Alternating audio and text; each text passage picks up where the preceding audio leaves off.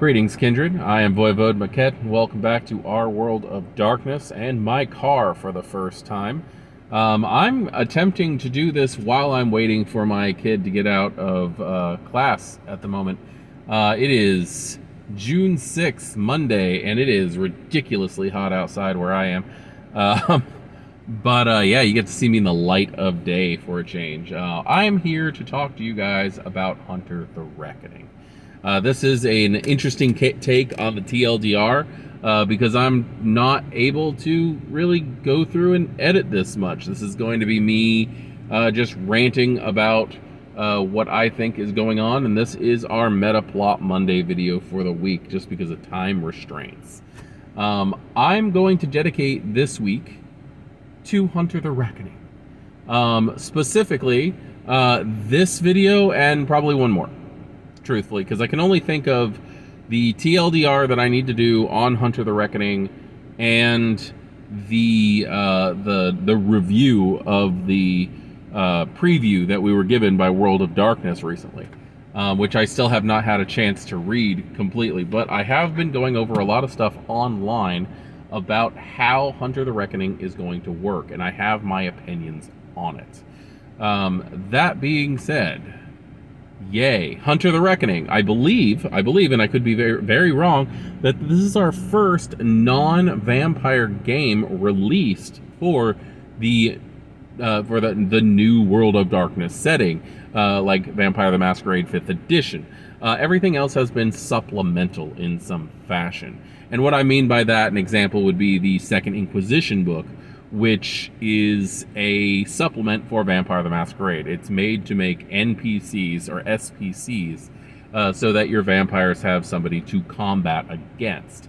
And something really fun about that is the fact that these Reckoning Hunters that are coming out also have conflict with the Second Inquisition. They don't trust the orgs or the organizations and because they believe they all have ulterior motives and that they're not hunting monsters simply because they're just monsters. So what exactly am I thinking here when it comes to it? I think that I'm excited about this game. I love the concept of Hunter. I really, really do. In fact, I'm really excited to say that not more than 2 days ago, my 15-year-old came up to me and asked me if I would run a Hunter game for him and his friends, which he's a huge Supernatural fan, and it's going to be a lot of fun. And I might even do recaps on those if it's fun, like if it goes well. But you know how kids are; they gain interest, they drop interest. So I'm going to do a story arc, and if we can actually finish the entire story arc, then we will, in fact, release that through recaps kind of thing. But yeah, no, it's going to be a lot of fun.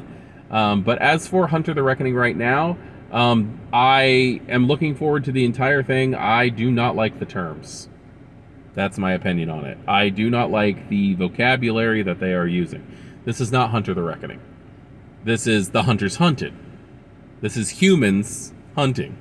And I'm cool with that. I love that. I love the fact that there's humans out there hunting. They do not have creeds. They have methods. They do not have edges. They have backgrounds and resources. And I'm very excited about that. I really am. I do think that this game could very well be well worth the play. I really do. I think that all of it's going to be amazing. I think that it's going to be fun.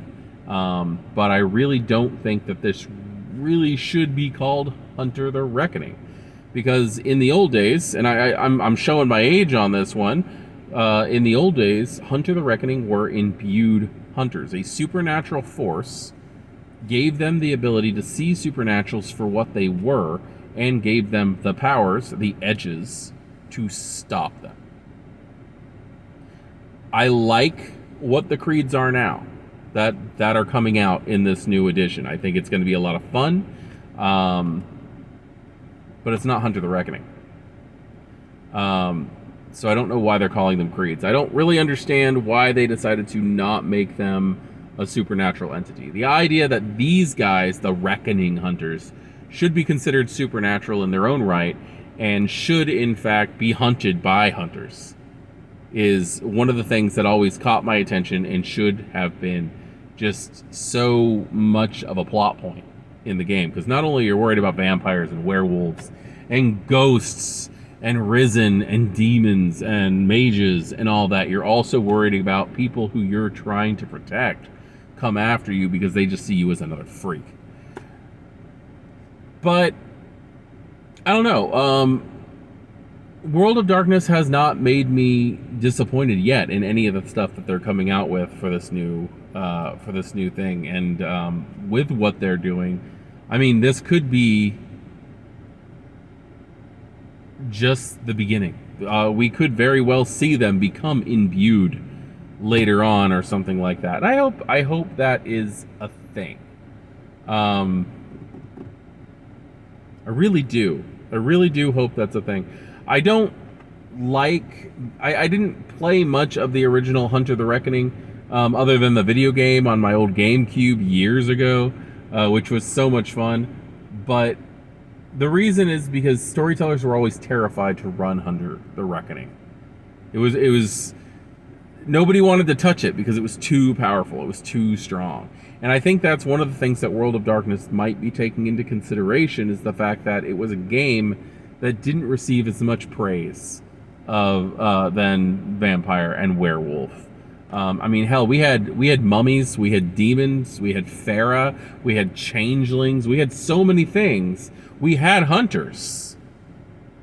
But I can only think of one person who ever played an imbued hunter in a game, and that was my first game, and I let him do it because I wanted to see it done.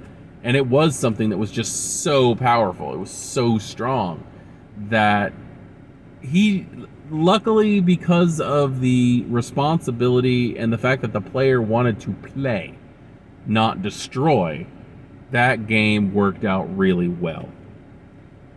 But I can see where World of Darkness is coming from, where Hunter the Reckoning is just too scary to release as it was. And I kind of agree with that. But, I want to put this out there. We could have more subdued creeds. We could have more padded edges when it comes to that. I like the idea of the judge, the individual who is brought on by faith, who is able to use that faith as a weapon. You can do that and just have it be a human with true faith who has their eyes open to what's going on. I like the idea of a psychic, someone who has the ability to use telekinesis and things like that. It doesn't have to be too overpowered to be a hunter. It just needs to give them an edge. That's why they're called edges. The idea of somebody who's able to heal by touch, almost like human salubri, by the way that salubri used to be, where they can actually radiate healing energy.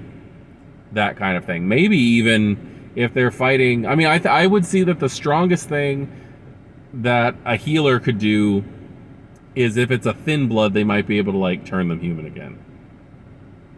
And that should be hard, you know? But I don't know. I don't see the need for 13 different creeds or anything like that. I don't see the need for that kind of thing. But, like, if you would just take inspiration from the old Hunter the Reckoning book, make it so that they are imbued, that they can see the supernatural for what they are in an exaggerated way. They see vampires as walking corpses with fangs and red glowing eyes. Like, they just see it. Let them see werewolves as... maybe they just give off a smell or something like that, you know? Maybe they see a glow around Fae. There were also the witnesses, which was always such an interesting aspect of Hunter the Reckoning as it was before, which were people who had their eyes opened. They were imbued with sight, but they didn't have any powers. So those guys usually ended up being your allies and your contacts. The people who were able to call you because they saw something happen and they were not fooled by the delirium. That the masquerade could not stop them from seeing it. They were not hypnotized by any kind of supernatural blockage of vision. But yeah, I'm probably gonna end up making another video on this when I get home, just because I have so much to say and there's so much neat stuff that I do want to talk about when it comes to what Hunter the Reckoning is. This was my first-hand thoughts on what I think is happening and how much I don't know. I like I said, I'm really excited about the concept of Hunter, which that's what this is. It seems to be just Hunters Hunted. But Hunter the Reckoning would be neat too to see if it was done the way that it was before, but maybe just a little bit subdued.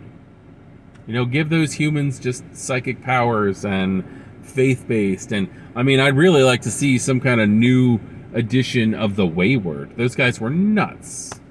You know, the hunters that were out of control, that just couldn't be stopped, and they ended up being more of an opposition against standard hunters. Anyway, I am Voivode Maquette. This is my very first, possibly my last, I'm not sure. Let's see what you guys think about it. Car rants for Our World of Darkness. And my first thoughts on Hunters Hunted. I don't know if this could be considered a TLDR. I mean, it's pushing 12 minutes, so probably. Yeah. Anyway, I will see you guys. I will see you guys again when I get back in front of my computer. I will try to get something more substantial out today. But until then, I hope this holds it off. I want to thank everybody again for all your amazing birthday wishes that you sent me yesterday. You guys are always amazing. My coterie here is growing. We were at 943 last I checked, and we've just got some great things coming for you. We're taking a break from the Thicker Than Water Portland and Chicago Chronicle, and we are going to be going into Thicker Than Water Black Sheep, which will be set in the same world. We're heading back to Portland, but we are going to see what the Hikata are up to, while the Anarch coterie from Portland is handling the finishing schools of Prince Kevin Jackson. But that is something that I'm working on putting some more into. This is going to be more of the audio recordings of those sessions than just my standard recaps. I hope you guys all enjoy them, and I will get back to you later. Have a good day.